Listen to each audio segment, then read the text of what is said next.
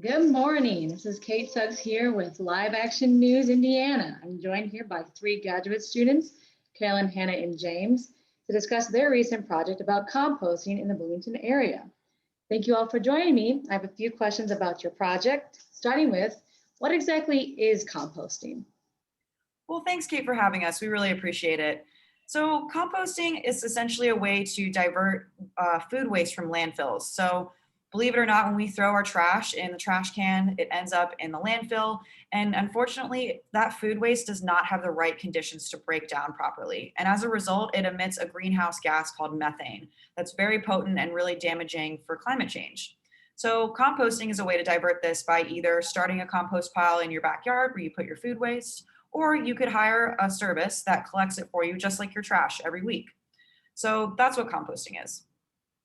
Thanks, Carolyn. Now, I want to ask more about your project. Who is your target population for this project? Sure. Well, we really wanted to get the biggest bang for our buck here. So we targeted the Greek life at IU, and that's because they represent about 18% of the student body. That's over 8,000 students. They also have numerous houses on campus that have industrial sized kitchens. And so we believe that that would be a really easy way to implement a composting process and have the potential to save a lot of food waste. Yeah, thank you. Going more into the project, what were your methods to come to your conclusions? Well, yeah, again, thank you, Kate. Our main goal was to introduce composting programs to these Greek life organizations through partnering them with the local Bloomington organization called Earth Keepers. Earth Keepers works with commercial kitchens and individuals alike to start composting programs in their area. Now, to reach out to these Greek life organizations, we first found out which Greek organizations had houses on campus and found 36 of these houses.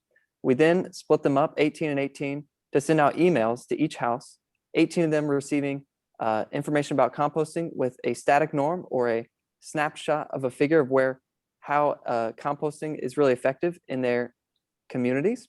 And the other 18 we sent out with a dynamic norm, essentially explaining how composting has been growing and has been progressing over time. Now, unfortunately, we were not able to receive responses from them. So we continued to reach out to the IU Office of Sorority and Fraternity Life at IU and was able to make contact with them about sending out a newsletter to these organizations. However, nothing came out of this, but there was hope for our project. We want to thank our colleague Amanda, who has helped us make a connection that ended up saving our project. Hannah, would you care to explain? Thanks, James. So actually through our colleague, we were able to connect with a member of a sorority, AGD, and we were able to get them connected with Earth Keepers. AGD is actually going to be composting through Earth Keepers in the coming academic year. And that's really positive because it means that through composting, AGD would be able to save an equivalent of 52 tons of carbon dioxide emissions. The member that we were actually connected to through AGD also plays a really key role in sustainability at the Panhellenic Association. And so this has a really big, could have a really big impact on the larger Greek life community if she is able to implement composting at AGD and other sororities. That's great news, Hannah. Now, you said that this isolated incident already has such a big impact. So what would the potential be if all Greek life were to go this route? Yeah, absolutely. Well, already food waste accounts for almost 7% of all greenhouse gases emitted in Bloomington alone. And so if we were to get all of Greek life to start composting, we would prevent emissions that would be equivalent to driving a car over 2,527,961 miles, or an equivalent of powering 172 homes a year.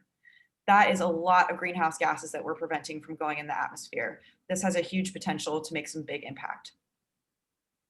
Awesome. Well, thank you guys so much. That was very informative. Thank you for joining me.